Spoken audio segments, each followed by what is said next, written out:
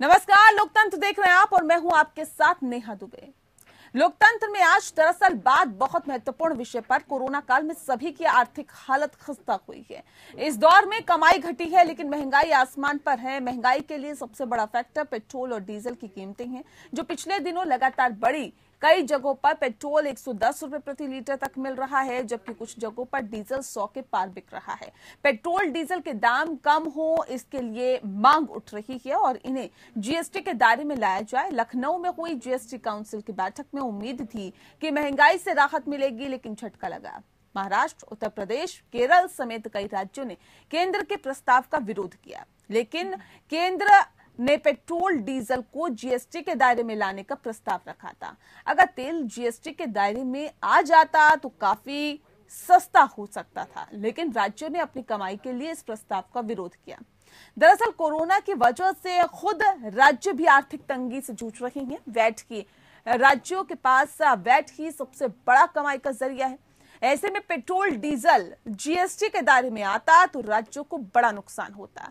नुकसान केंद्र को भी होता लेकिन केंद्र ने प्रस्ताव रख महंगाई से अपना पल्ला झाड़ने की कोशिश की।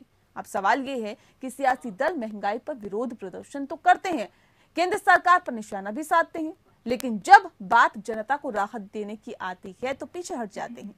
इसे मजबूरी भी कहा जा सकता है लेकिन महंगाई पर सियासत तो जमकर होती ही है। ऐसे में बड़ा सवाल यही है कि आखिर जनता को महंगाई से कैसे निजात मिले। क्या पेट्रोल और डीजल जीएसटी के दायरे में आ पाएंगे? पेट्रोल डीजल पर टैक्स के गणित के साथ करेंगे पूरा विश्लेषण। उससे पहले देखिए ये खास रिपोर्ट। महंगाई की मार से हल्का आसमान पर तेल के दाम। जीएसटी से थी दाम घटाने की आस, राज्यों के अड़ंगों ने बिगाड़ा काम।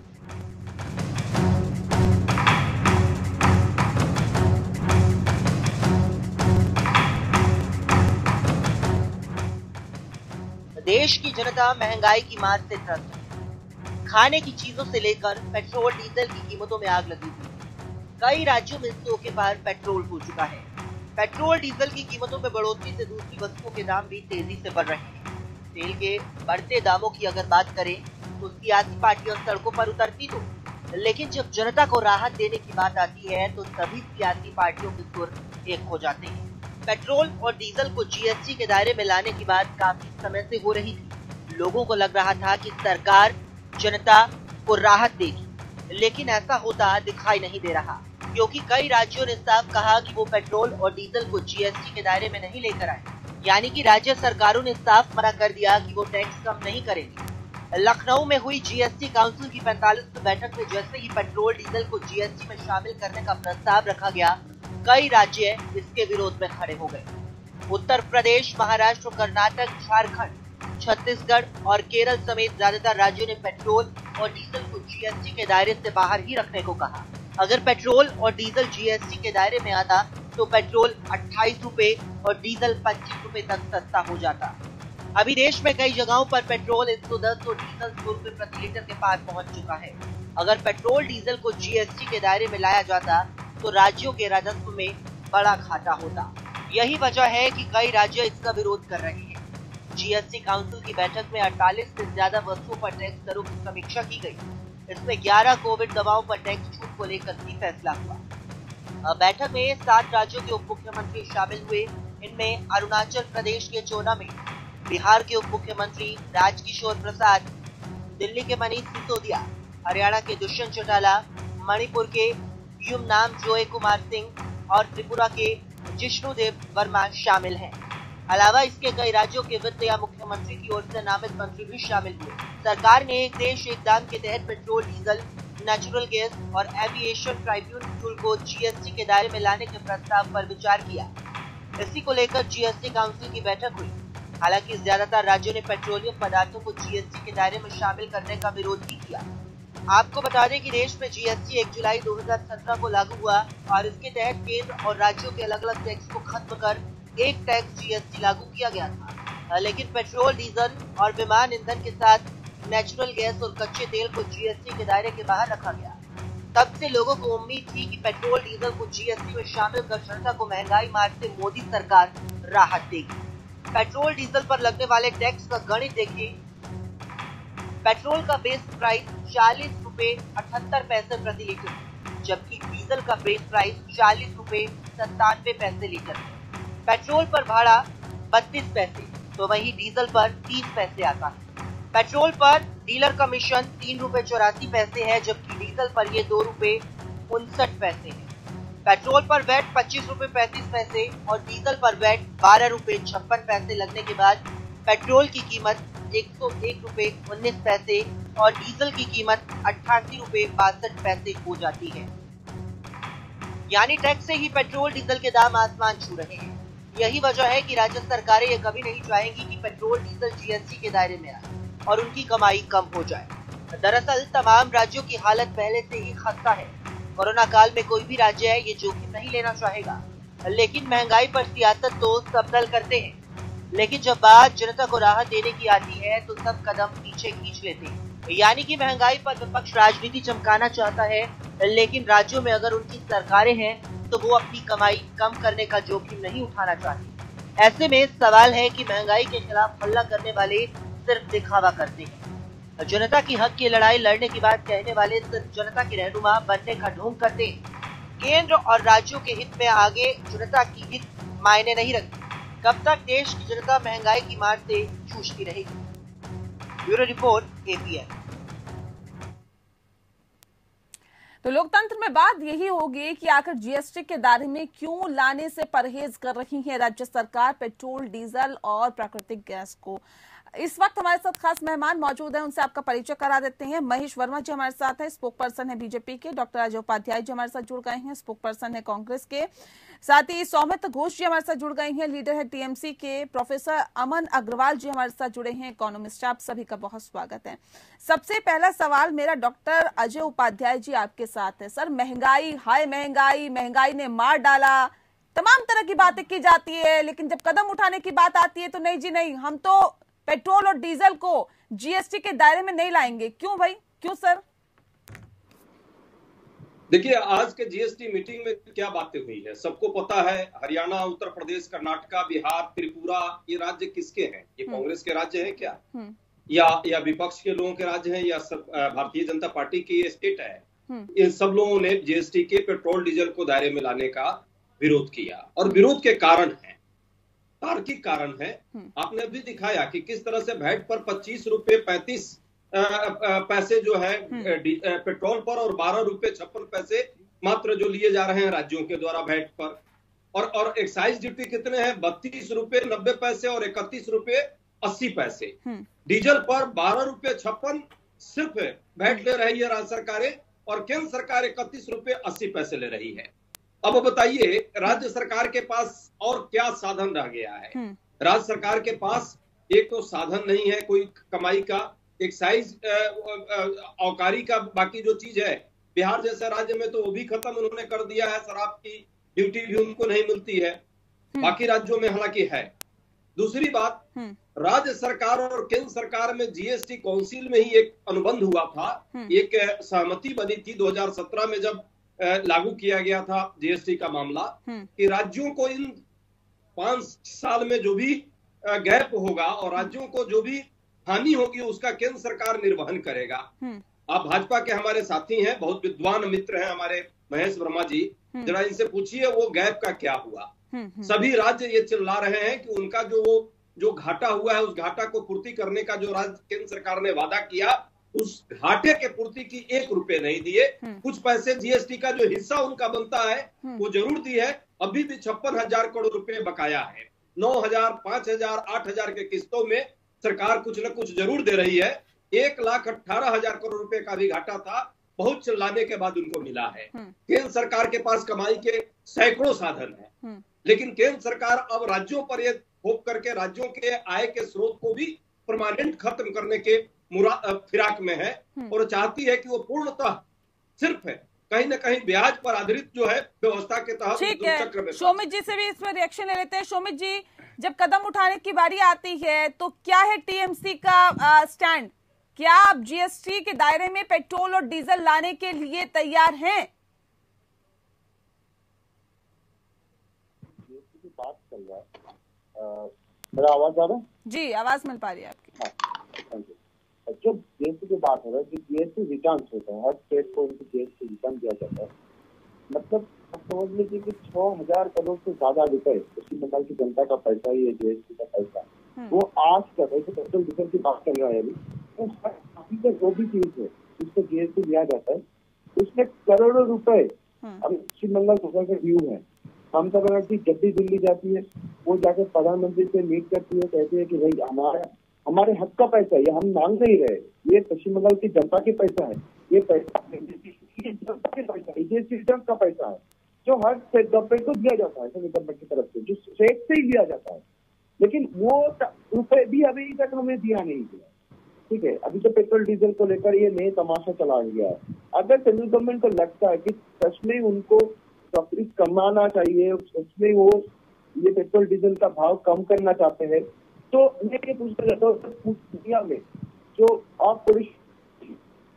वो अनरिफाइंड ऑयल उसका जब भाव पूरी दुनिया में कम हो गया था, उस वक्त भी इस देश में पेट्रोल डीजल का जो रुपीज था, जो नेपाली का जो प्राइस था, वो प्राइस क्यों नहीं कम हुआ? उस समय तक ऑल ओवर वर्ल्ड में उस समय शोमित जी, आप लोग जीएसटी के दायरे में पेट्रोल, डीजल, ये प्राकृतिक गैस को लाना चाहते हैं या नहीं लाना चाहते, इस बात का जवाब दीजिए। देखिए, ये तो प्रधानमंत्री जी, आप देश की जो सरकार है वो रहेगा, और जो हमारा पार्टी की तरफ से वहाँ पर मीटिंग में है वो बोल सकता है। लेकिन बात इस पे है कि हमारा जीएसटी को लेकर हमारी सरकार बहुत करोड़ों रुपए। सर, आप पार्टी को रिप्रेजेंट कर रहे हैं, आप ये तो स्टैंड क्लियर करिए ना कि आप क्या चाहते हैं, टीएमसी क्या चाहती है, इसको तो क्लियर करिए। टीएमसी क्या चाहते हैं और टीएमसी मीटिंग में बोल चुका है, ठीक है। लेकिन ममता बनर्जी का ये बात क्लियर है, ये क्लियर कर चुका है कि हमारा जो जीएसटी रिटर्न का पैसा है, जो पश्चिम बंगाल की जनता का पैसा है, वो पैसा जल्द से जल्द दिया जाए। लेकिन वो पैसा भी नहीं दिया जा रहा है, बहुत दिन हो गया। ठीक है महेश जी, कई आरोप आप लोगों पर लग रहे हैं और सवाल इस बात को लेकर भी है, क्या इस प्रस्ताव के जरिए बीजेपी महंगाई से पल्ला झाड़ने की कोशिश कर रही है क्या, कि देखिए जी हम तो महंगाई खत्म करना चाहते हैं, कम करना चाहते हैं, लेकिन राज्य सरकार तैयार नहीं है इसके लिए?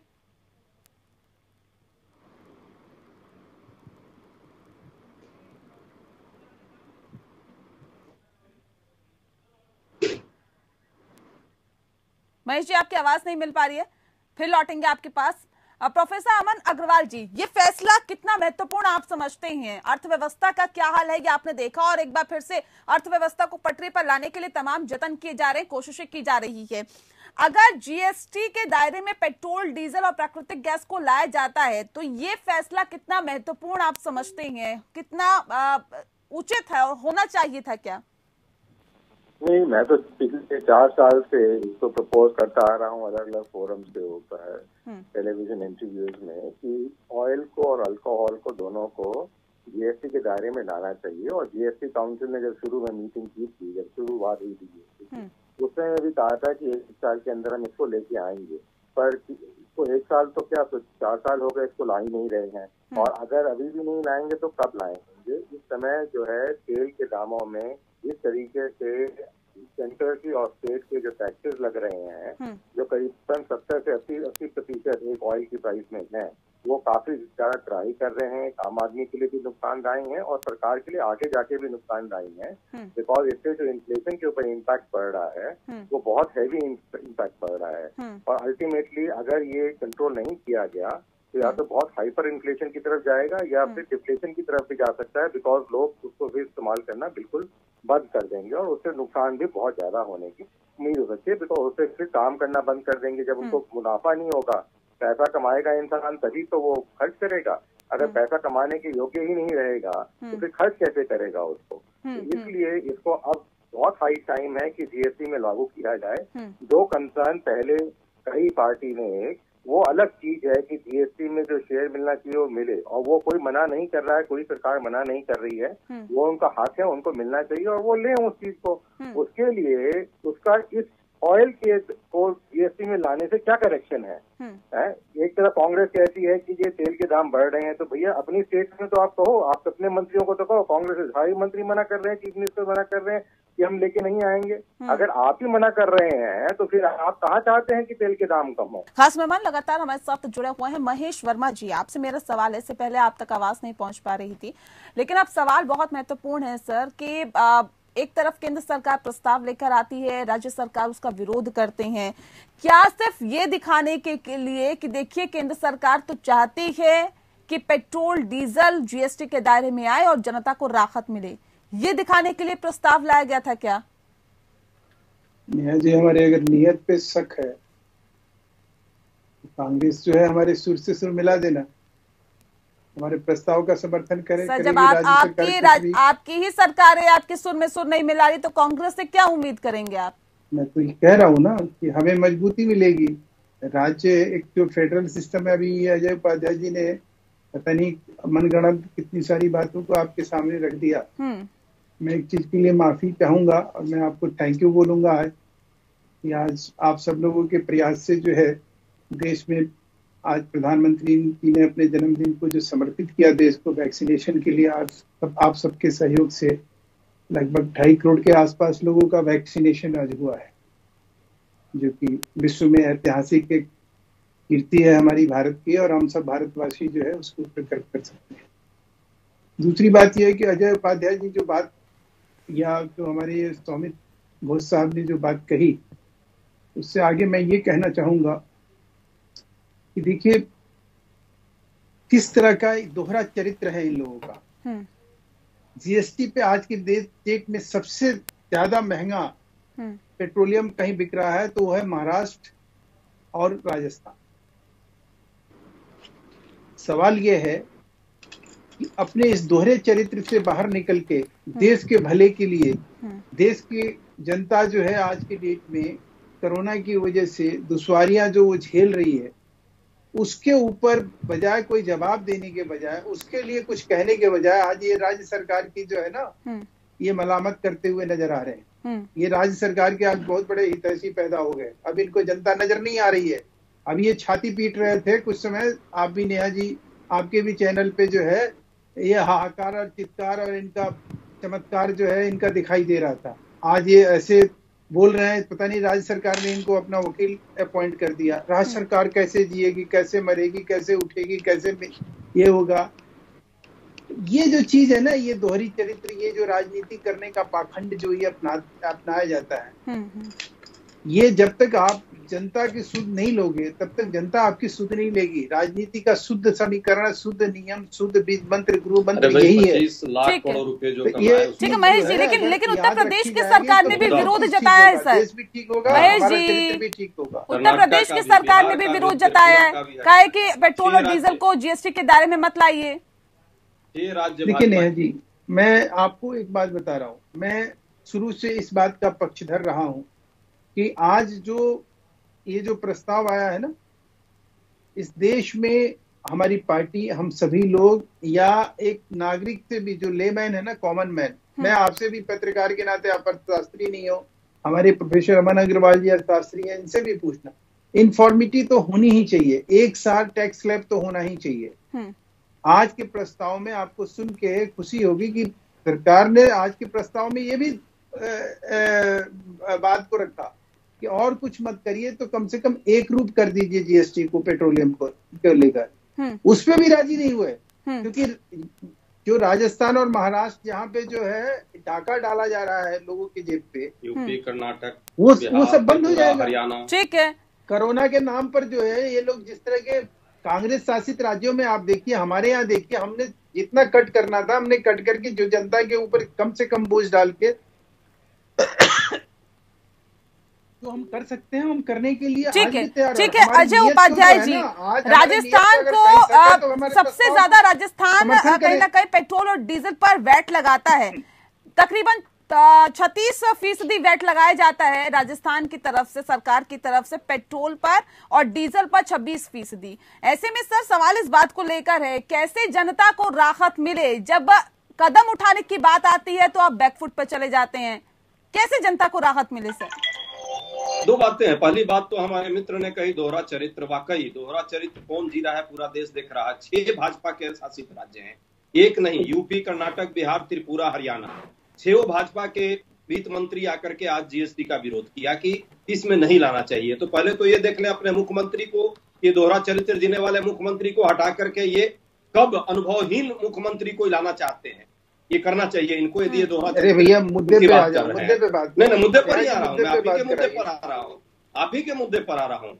मोदी जी के आज जन्मदिन पर भी इन्होंने बधाई दी है, हम भी बधाई देते हैं। जन्मदिन वो बहुत धन्यवाद आपका, और ईश्वर करे कि वो इसी तरह 2 करोड़ जिस तरह से आज वैक्सीनेशन हुआ है, मैं तो आज बड़ा खुश हूं। और ये खुशी मुझे और ज्यादा हो जाती जब अप्रैल के महीने में ही शायद उनका जन्मदिन आ जाता, क्योंकि जन्मदिन के कारण ही ये वैक्सीनेशन होगा। जो उस 2 अप्रैल के आसपास हो जाता तो इतने लोगों की मौत नहीं होती। इनकी जन्मदिन हम उसी दिन मना लेते, कोई बात नहीं। जहां तक बात अभी इन्होंने भाजपा सरकारों के विरुद्ध की बात, कांग्रेस के विरोध की बात की है, मैं फिर पूछूंगा कि भाजपा सरकार क्यों विरोध की है। उसका कारण है कानूनी प्रस्ताव सारे लोग चाह रहे हैं, इनको अभी प्रस्ताव की जानकारी नहीं है।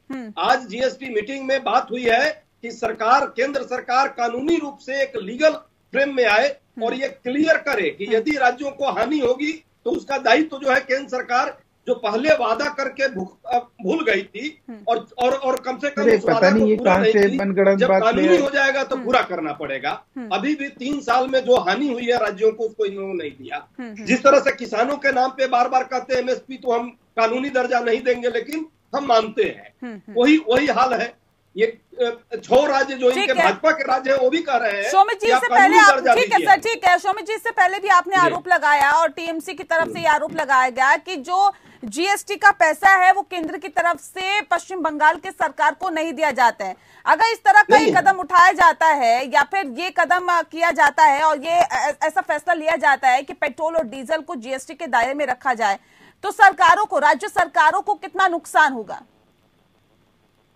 देखिए, राज्य सरकार का नुकसान तो बिल्कुल होगा, राज्य सरकार का नुकसान बिल्कुल होगा। मैं आपको थोड़ा यहाँ पर जो जितने सारे भी लोग हैं, मैं उनको याद दिलाना चाहता हूँ 30 जुलाई को जब कलकत्ता में 100 रुपए का पेट्रोल का प्राइस 100 रुपए से ज्यादा हो गया था, उस वक्त ममता बनर्जी ने आदरणीय प्रधानमंत्री जी को एक लेटर लिखा था और उस लेटर में उसने क्लियर किया था कि आपका जो सेंट्रल गवर्नमेंट का जो रेवेन्यू है वो रेवेन्यू कम कीजिए। और उसमें Mamata Banerjee noted that centre had collected staggering revenue of 37,1,725 crore from oil and petroleum products in the financial year of 2020-21 in the midst of COVID-19 pandemic। मतलब ये कोविड-19 पेंडेमिक जब चल रहा था 2020 से 2021 तक, उस वक्त 35 लाख करोड़ से ज्यादा रुपए सिर्फ पेट्रोलियम प्रोडक्ट से सेंट्रल गवर्नमेंट ने मुनाफा अपने घर में लिया था। तो ये बात होता है जब ये स्टेट गवर्नमेंट के ऊपर आरोप दिया जा रही है, आपने जो आपका काम होता है वो किसी की और नहीं, चलिए जीएसटी डाल देते हैं, ये नहीं करते। मैं और भी एक चीज देख रहा था कि सुशील मोदी जी जो बिहार की अभी डेप्यूटी चीफ मिनिस्टर है, उसने खुद उसके पहले ही क्लियर कर दिया था कि नहीं, we can not support this. तो बहुत सारे बीजेपी रूलिंग स्टेट भी नहीं कर रहे। और सबसे बड़ी बात, अगर जीएसटी होता है, उन्होंने भी विरोध किया है, अगर जीएसटी होता है तो जीएसटी होने के बाद क्या होगा, ठीक है, स्टेट गवर्नमेंट का रेवेन्यू कम हो जाएगा। लेकिन जब कोविड पैंडेमिक सिचुएशन आया पिछले साल, और मैं कह रहा था कि उस वक्त ओवरऑल वर्ल्ड का जो अनरिफाइंड ऑयल का जो रुपीज था ऑल ओवर वर्ल्ड में वो कम था, लेकिन फिर भी हमारी जो सरकार यहाँ पर चल रहा है सेंट्रल गवर्नमेंट से, यूनियन गवर्नमेंट से, उस गवर्नमेंट ने सर राज्य सरकारों को कदम नहीं उठाना चाहिए था क्या? राज्य सरकारें वैट कम कर देती। बहुत सारे राज्य सरकार ने 1 रुपए तक 2 रुपए तक ये छोड़ 2.5 रुपए तक कम किए हैं, लेकिन इन्होंने शेष बढ़ाया। 1 रुपए से 2 रुपए से बहुत सारे स्टेट गवर्नमेंट से इस पर छुटा गया था कि 1 रुपए नहीं लगे हमारे तरफ से, और 1 रुपए कम करने से भी बहुत सारे रुपए में कम हो जाता है। स्टेट गवर्नमेंट का रेवेन्यू एक दिन में मतलब आप सोच लीजिए कुछ करोड़ रुपए कम आ जाता है। ठीक है, इसमें महेश वर्मा जी से लेंगे रिएक्शन, और प्रोफेसर अमन अग्रवाल भी लगातार हमारे साथ बने हुए हैं, उनसे भी बातचीत करेंगे। जी आपका रुख करते हैं सवाल इस बात को लेकर, शोमित घोष जी ने जो सवाल उठाया था कि अभी आप दिखा रहे हैं कि हम तो जनता के हितैषी हैं, लेकिन जब कोरोना काल चल रहा था उस वक्त लगातार पेट्रोल और डीजल के दामों में बढ़ोतरी की गई थी, और आज ये स्थिति है कि 100 के आंकड़े को कहीं ना कहीं पार कर रहा है पेट्रोल का रेट। तो अगर आप जनता के इतने हितैषी है, तो पेट्रोल और डीजल के रेट तो कम करने चाहिए थे, कोरोना काल में बढ़ाए क्यों गए सर? देखिए, इस देश में कांग्रेस ने ऐसा एक महापाप किया जिसका खुलासा करना बहुत जरूरी है आपके दर्शकों के आगे। 120 करोड़ का बॉन्ड मनमोहन सिंह गवर्नमेंट में इन लोगों ने आज बॉन्ड जारी किया और उसके ऊपर जो है सही डाटा लीजिए। देखिए, बीच में अगर बोलेंगे तो फिर मैं नहीं बोलूंगा, फिर आप अरे डाटा कम है, डाटा सही बोलिए। यही अगर डिबेट डाटा तो सही बोलिए। 120 करोड़ का नहीं है, मैं बताता हूँ 325 अगर ये इस तरह करोड़ से बीच बीच में बोलेंगे आप मेरे से सवाल पूछेंगे, जब आपकी बारी आएगी मैं आपको मौका दूंगी, अभी सुन लेते हैं। डाटा तो सही बोलेंगे। पढ़े लिखे विद्वान व्यक्ति हैं, डॉक्टर लिखते हैं, आदमी है, इसीलिए मैं बोला कि आपसे इनकी भी बात में शांति से सुन रहा था ना। विद्वान आदमी है, ठीक है, आगे बढ़िए, आगे बढ़िए। मैं सिर्फ ये कह रहा हूँ कि जो ये जीएसटी के ऊपर जिस तरह से अब ये राग अलापना इन्होंने शुरू किया है, आपको सुन के हैरानी होगी कि ममता बनर्जी इस देश की पहली चीफ मिनिस्टर थी जो उस समय इस प्रस्ताव का विरोध किया जब इस तरह का ना कोरोना काल था ना विषम परिस्थिति थी। क्योंकि उनके हाथ से ऐसा लग रहा था, वही एक सिंगल चीफ मिनिस्टर थी, वो और अमरिंदर सिंह, दो आदमियों ने इसका जबरदस्त विरोध किया ये कहते हुए कि नहीं जी हमें तो मंजूर नहीं। क्योंकि ये बड़े स्टेट जो है इनके स्टेक होते हैं जीएसटी काउंसिल में, इनके कोई भी चीज को विरोध करने को फिर काउंसिल पास नहीं कर पाती है। ये वहाँ एक व्यवस्था है, एक जो वहाँ का प्रोसीजियर है काम करने का जीएसटी काउंसिल का। एक बात तो ये है। दूसरी बात जो आप कह रही हैं कि भाई आप जो है केंद्र सरकार जो है वो राज्य सरकार के ऊपर क्यों ठिकरा फोड़ रही है। साहब, हम तो कह रहे हो कि ये तो अजय जी ऐसे बात कर रहे थे जैसे कि केंद्र सरकार ने पैसा लेना है और वो पाकिस्तान के ऊपर खर्चा करना है या वो कहीं और ले जाके खर्चा करना है। अरे पैसा जो केंद्र सरकार लेती है महल बनाना वो यहीं पे खर्चा करती है। आज जो ये आप कह रहे हैं ना कि 3 करोड़ वैक्सीन हो जाता और अप्रैल में उनका जन्मदिन मनाया जाता है, ये मुफ्त में नहीं आता है। ये जो है आपके अगर नेता को समझ में नहीं आता है, जो 4 अगस्त को जाके अपना वैक्सीन लगवाता है, करोड़ों खर्च कर रहा है, वो व्यक्ति जो है उसको इतनी समझ नहीं है कि वैक्सीन कब लगाना है। और वैक्सीन लगवाने का जो है, अगर उनके लगाने से कांग्रेस वर्कर भी लगाते तो कितनी खुशी की बात होती। लेकिन चलिए, मैं उनके बारे में बात नहीं करूंगा। जीएसटी का मुद्दा है, जीएसटी पे रहेंगे। अब सवाल यह है कि आप जिस जीएसटी के लेकर इतना छटपटा रहे हो और कह रहे थे अभी हाल में ही कि टैक्स कम होना चाहिए, तो सेंट्रल गवर्नमेंट का भी तो इसमें शेयर लॉस होगा। आधा तो हमारा भी जा रहा है ना। अगर कम होगा मैडम तो आधा इनका जाएगा, आधा हमारा जाएगा। तो हम तो खुद से प्रस्ताव लेकर आए कि भाई आप जो है इसको यूनिफॉर्मिटी के साथ जो है इसको कम कर दीजिए। कितना कम करना है आप लोग कम कर लीजिए और हमें बता दीजिए। हम अपने तरीके से इंतजाम कर, आज की डेट में ये कह रहे हैं कि सेंट्रल की तो 100 सैकड़े कमाई है, 100 सैकड़े सोर्सेस हैं जहां से धन बरस रहे हैं। तो आप याद करिए ना उस प्रधानमंत्री को जो कहता था कि हमारे हाथ में जो है जादू की छड़ी नहीं है, कोई रुपये के पेड़ नहीं लगे हुए हैं, जहां मारेंगे झट से गिर जाएगा। ये उसी देश के प्रधानमंत्री का बोल है। अब आ जाइए 120 करोड़ का इस पे रिएक्शन लूंगी मैं डॉक्टर अजय उपाध्याय जी से, लेकिन उससे पहले ठीक है सर, मैं समझ गई डॉक्टर, ठीक है ये ऐसा महापाप कांग्रेस सरकार ने की है। ठीक है प्रोफेसर अमन अग्रवाल जी, सवाल इस बात को लेकर है सर। मैं लौट आऊंगी आपके पास। प्रोफेसर अमन अग्रवाल जी, सवाल इस बात को लेकर है सर, क्या इस तरह का कोई सिस्टम है जिसके जरिए आपका बड़ा आदर करता हूं, इस तरह की टिप्पणी देखिए, इस तरह के आप सब मेरे खिलाफ मत यूज कीजिएगा। पाखंड आप मुझे इस तरह की चीज जो है ना, मैं आपसे हाथ जोड़ के विनती कर रहा हूँ। आप पढ़े लिखे और समझदार व्यक्ति हैं। आप पूरा देश देख रहा है कि कैसे आप लोग पाखंड कर रहे हैं। जो कुछ भी कहिए व्यक्तिगत टिप्पणी मत करिए। ये चैनल पर है, आप सारा लोग क्या मजाक मत बनाइए। मुख्यमंत्री क्या कर रहे हैं? ठीक है, व्यक्तिगत टिप्पणी नहीं, कानूनी दायरे में ला दीजिए। ठीक है प्रोफेसर अमन अग्रवाल जी, सर आगे बढ़ते हैं, इस डिबेट को आगे बढ़ाते हैं। ठीक है प्रोफेसर अमन अग्रवाल जी, सवाल इस बात को लेकर है कि अभी फिलहाल जो हालात है, केंद्र की तरफ से प्रस्ताव पारित किया गया और उस पर कहीं ना कहीं विरोध हुआ है। अब सवाल ये है कि सरकार के जरिए वैसे तो कई फैसले ले लिए जाते हैं जिसका विरोध विपक्ष करता है, लेकिन जब जीएसटी की बात आती है और जीएसटी में पेट्रोल और डीजल को लाने की बात आती है तो उस पर तमाम और पार्टियों के वित्त मंत्रियों से, अलग अलग राज्यों से वित्त मंत्रियों को बुलाया जाता है, उनकी बैठक होती है। क्या सरकार के पास, केंद्र सरकार के पास ये अधिकार है कि वो जीएसटी के दायरे में पेट्रोल और डीजल को ले आए बिना पूछे? नहीं जी, बिना पूछे तो नहीं ला सकते हैं, बट क्योंकि इनकी बहुमत है पूरे हिंदुस्तान में, ज्यादातर स्टेट्स में बीजेपी अभी रूल कर रही है, तो उनके पास वीटो पावर है और वीटो पावर के थ्रू वो लेके आ सकते हैं। और ये जैसे मैंने आपको बताया, पिछले 4 साल से हर साल कहा जा रहा है कि हम कोशिश करेंगे, और वो कोशिश कभी कुछ नजर नहीं आ रही है। और इस समय ऐसी स्टेज आ गई है जब लागू करना बहुत ही ज्यादा अनिवार्य है, मतलब आवश्यक हो गया है इस समय। तो ये नहीं है कि इसको हम छोड़ सकते हैं इस समय।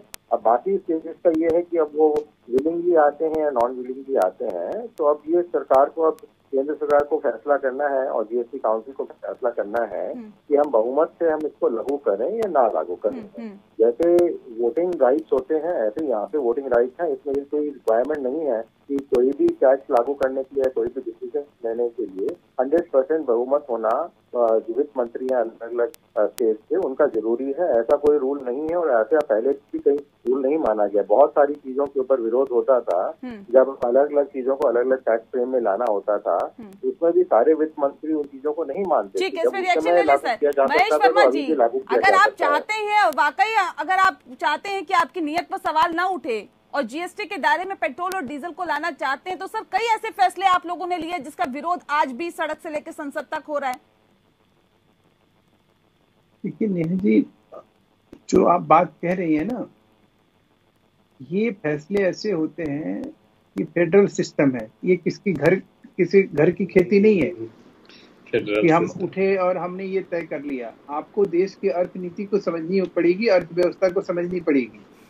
मैंने आपसे एक ऑयल बॉन्ड की बात कही, इस तरह की 10 ऐसी चीजें हैं जो सरकार को 30% जो स्ट्रेटेजिकल ऑयल होता है ना, इसकी ऑयल पूलिंग की जाती है, 30% आपको स्टोरेज करके रखने पड़ते हैं देश में। तो आप सब चीजों को उस चश्मे से देखने की कोशिश करेंगे कि ये, जैसे अभी अमन जी ने कहा ना कि ये जीएसटी काउंसिल में विरोध होने के बावजूद भी फैसले लिए जाते हैं, इस बात को मैं नहीं मानता। क्योंकि जीएसटी काउंसिल को मैं आपके डिबेट से पढ़ के जो मैं उसको समझ के आया हूं, मैं वो चीज आपके सामने रखूंगा। मैं भ्रामक जानकारी देने के पक्ष में नहीं रहता। ठीक है प्रोफेसर, मैं हमेशा वो बात कहता हूं, जो चीज फिजिबल हो किसी भी राज्य सरकार के, इसमें जो बड़े बड़े राज्य सरकार के स्टेक है इस काउंसिल में, और वो राज्य सरकार जब इसका विरोध करती है तो वो लागू नहीं किया जा सकता है। ये जैसे वीटो पावर की तरह होता है। अगर महाराष्ट्र ने विरोध कर दिया, ऐसा नहीं, यूपी ने विरोध कर दिया तो लागू नहीं होगा। बिल्कुल, मैं कह रहा हूँ कि राजस्थान, महाराष्ट्र में आपको बता रहा हूँ, ममता बनर्जी ने हमेशा इसका विरोध किया। की भी चर्चा कर लीजिए, राजस्थान ने विरोध नहीं किया है। इसी प्रकार से आप राजस्थान का देख लीजिए।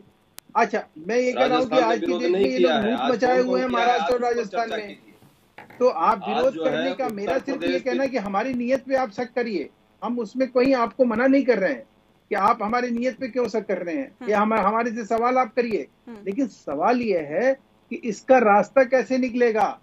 इसका सिर्फ सवाल या हमारे ऊपर उंगली खड़ा कर देने से नहीं निकलेगा। सवाल तो खड़े होंगे ही ना, सवाल तो विपक्ष पे भी, दूसरी पार्टियों पे भी खड़े हो रहे हैं, तो भाजपा पे भी खड़े होंगे ना। प्रोफेसर अमन अग्रवाल जी, जब ये हमारे स्वर में स्वर मिला रहे, हमारे प्रस्ताव को आज कहे ना कांग्रेस, आज कहे आपके चैनल पर कि हम आपके केंद्र सरकार के प्रस्ताव को समर्थन करते हैं, ये बोले सब, हमें समझ में आता है, हमारे ऊपर प्रेशर बनेगा। हमारी नीयत पे आपको शक है तो हमारे ऊपर प्रेशर बनाइए ना। विपक्ष क्या कर रहा है? ये दो नेता बैठाए हुए हैं, ये मुखड़े, ये टुकड़े, ये नमूने, ये किस काम आएंगे? नमूने शब्द अच्छा है। यहाँ पे विरोध करने की बात नहीं है, आदमी है, पर यहाँ पे ये देखने की बात है कि बोलिए तो सब ठीक है। सुन लेते हैं अमन जी को, सुन लेते हैं अमन जी। देखिए, एक इसमें देखना जरूरी है, सरकार को, कोई भी सरकार काम कर रही है, देखना जरूरी है एक आम हिंदुस्तानी को और हिंदुस्तान को आगे जाके इसमें जो है बेनिफिट होगा।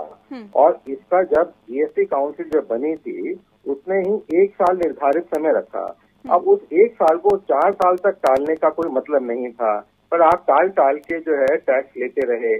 जबकि उस समय जो रेट ऑयल का था वो मार्केट में बहुत कम था, करीबन $20-22 पर बैरल के हिसाब से था मार्केट रेट। अगर आप देखें तो आपने ऑयल पूल अकाउंट जो हमने सजेस्ट किया था 1989 में, जो एनडी तिवारी साहब ने इम्प्लीमेंट किया था, उसमें इकट्ठा करते रहे वो पैसा। अब जब तेल के दाम ज्यादा है, अब करना चाहते हैं, अब भी आप करने को तैयार नहीं है, ये कह रहे हैं। काफी सारे, जब शुरू में भी जीएसटी काउंसिल की मीटिंग्स होती थी सर, आपने देखा होगा काफी सारे स्टेट के वित्त मंत्रियों ने विरोध किया कि कुछ चीजों पे 5% का टैक्स नहीं लगना चाहिए, कुछ चीजें नेसेसिटी गुड्स में आनी चाहिए। ये अलग अलग स्लैब्स के अंदर डिबेट होती थी और उसके बाद विरोध किया जाता था। किसी का भी 100% बहुमत कभी भी जीएसटी काउंसिल के अंदर किसी भी चीज के लिए नहीं मिल पाया, कुछ चीजों में मिला, हर एक चीज में नहीं मिला है। तो उसके बाद भी वित्त मंत्रालय ने और जीएसटी काउंसिल ने उनको लागू किया है। तो ये कहना कि 100% बहुमत हो, वो तो पार्लियामेंट में नहीं होता है। नहीं, आप थोड़ा सा करेक्शन, आप ऐसा है जी, अगर आप नहीं, आप लागू करना चाहते हैं की बात कर रहे हैं, आप उस चीज को जस्टिफाई करते हैं कि 70 से 80% टैक्स आप लेंगे, आप और स्टेट टैक्स देंगे, आप जस्टिफाई करना चाहते हैं, वो दायरे में नहीं है। अभी भी क्यों सेंट्रल गवर्नमेंट प्रपोज कर रही है? मेरे को समझ नहीं आ रहा, अभी भी सेंट्रल गवर्नमेंट क्यों प्रपोज कर रही है? वो तो एक नॉर्मल एजेंडा है जीएसटी काउंसिल का, तो उसको 4 साल से 2 साल और बढ़ा दीजिए जीएसटी के दायरे में। नहीं, अगर आप ये कह रहे हैं तो यहाँ पे तो नियत पर सवाल उठ रहा है महेश जी, तो उसका तो सर आपको जवाब देना ही होगा कि आखिर क्यों ये सिर्फ क्या एक दिखावा है कि देखिए हम तो कम करना चाहते हैं, राज्य सरकारें नहीं मान रही, जबकि आपकी खुद की सरकार ही इसका विरोध सबसे ज्यादा कर रही है। 4 साल से चलता आ रहा है, तो ये एजेंडा के अंदर अगले 2 साल और चलता रहेगा। इसको रेस करने अमन अग्रवाल जी जो बोल रहे हैं उसका जवाब मैं देना चाह रहा था जी। ये अभी कह रहे हैं ये कि जीएसटी के दायरे में पेट्रोलियम प्रोडक्ट को लाया जाए। अभी ये जो प्रस्ताव है, ये प्रस्ताव सेंट्रल गवर्नमेंट के द्वारा आया है।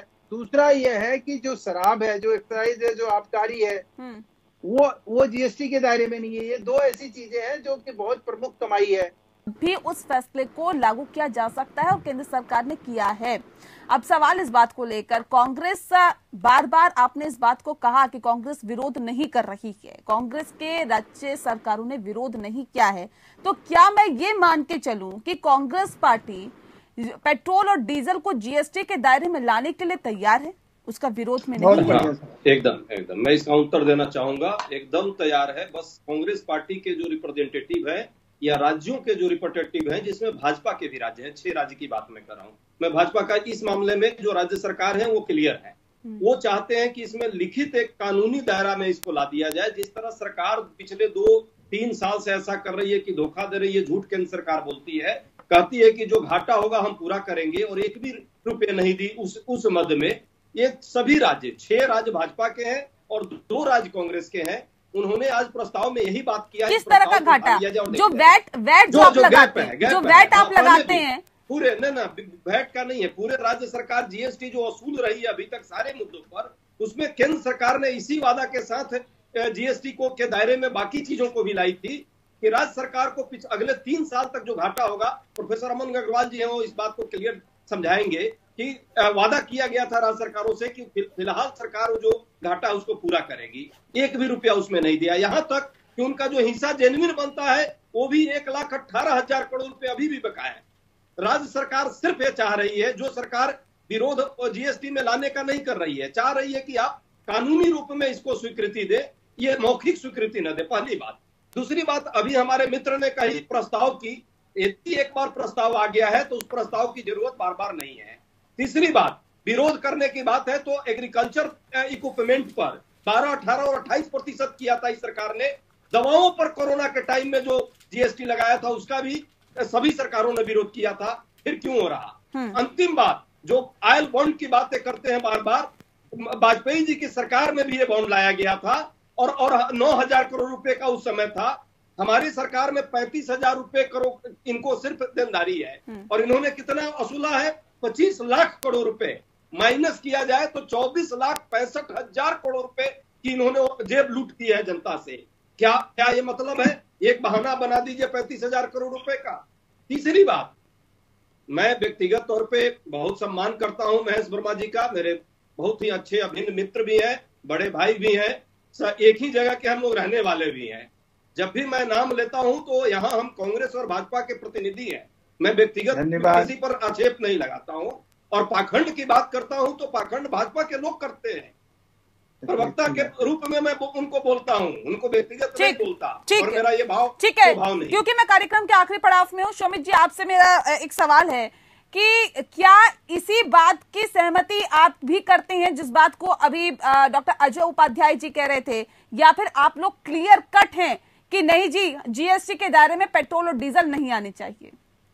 पहले बात तो यह है कि ममता बनर्जी ने एक लेटर 30 जुलाई को दिया, इसका जवाब आज तक केंद्रीय भारत वर्ष की प्रधानमंत्री जवाब नहीं दिया, कि उसने क्लियर कर दिया था कि आपका जो सेंट्रल गवर्नमेंट का टैक्स है उसको कमाइए। अरे जो मैंने आरोप लगाए आपके ऊपर उसका जवाब दीजिए।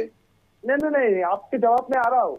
और सबसे अहम बात तो ये है कि जीएसटी काउंसिल ने जो आज का जो मोशन दिया है, जो ये पेट्रोल और डीजल पे, ये तो केरला हाईकोर्ट का एक राय की वजह से हुआ है। केरला हाईकोर्ट ने एक राय दिया था कि इस पे क्या पेट्रोल डीजल आ सकता है, जीएसटी काउंसिल को कहा गया था। जीएसटी काउंसिल ने उसके अगेंस्ट पे आज ये प्रस्ताव लिया है। ये ऐसा बात नहीं है कि ये शॉर्टकट है कि क्या आप कर सकते हो। मुझे ऐसा नहीं लगता कि जीएसटी काउंसिल इजीली आप कहो ना, आज की केंद्र सरकार के प्रस्ताव के साथ टीएमसी है, हमारे ऊपर दबाव बनाओ। हम तो आपको कह रहे हैं कि दबाव बनाओ ना हमारे ऊपर, कि हम तैयार हैं, हमारा भी तो आधा जाएगा हिस्सा उसमें। ठीक है महेश जी, सवाल इस बात को लेकर है। आपसे मेरा सवाल है सर कि जिस बात को भी अजय जी कह रहे थे कि कानूनी रूप से, लिखित रूप से आप स्वीकृति दे कि घाटा होगा तो आप उसकी भरपाई करेंगे, यानी कि केंद्र सरकार करेगी, ताकि राज्य सरकारों को भी कहीं ना कहीं बहुत ज्यादा नुकसान ना हो, एक हद तक हो तो वो उसको मैनेज कर लें। तो ऐसे में अब सवाल ये है कि क्या इसके लिए तैयार है केंद्र सरकार? नेहा जी, केंद्र सरकार के पास जो पैसे आते हैं, या वो एक्साइज के आए या जीएसटी के आए, वो भी शेयर करती है। जो डेवलपमेंट के काम होते हैं 90% ये पैसे वहीं खर्चे होते हैं। अब ये बात जो कही जा रही है कि भाई हम जो है मिसमैनेजमेंट के अगर कोई शिकार है कोई राज्य सरकार, तो उसके लिए केंद्र सरकार जिम्मेवार नहीं है। आप मुझे बता दीजिए कि ममता बनर्जी का कौन सा पैसा आज केंद्र सरकार के ऊपर बाकी है जिसको वो लेना चाहती है जीएसटी के तहत। बार अगर ये बात अगर झूठ बोले तो ये माफी मांगेंगे। और मैं अभी आपको निकाल के दिखा सकता हूँ कि कोई इस तरह का बकाया जो है केंद्र सरकार के ममता बनर्जी जो है अभी तक कई बार कहा गया है कोई ऐसा पत्र नहीं लिखा है। प्रधानमंत्री के साथ मीटिंग हुई थी, उसमें भी कहा गया था कि हमारा जीएसटी का पैसा तो वापस दीजिए। झूठ बोलना चाह रहे हैं, बहुत बार वो इस बात को कहती है। बहुत बार मीटिंग 1.5 साल से बकाया है, लेटर दिया है।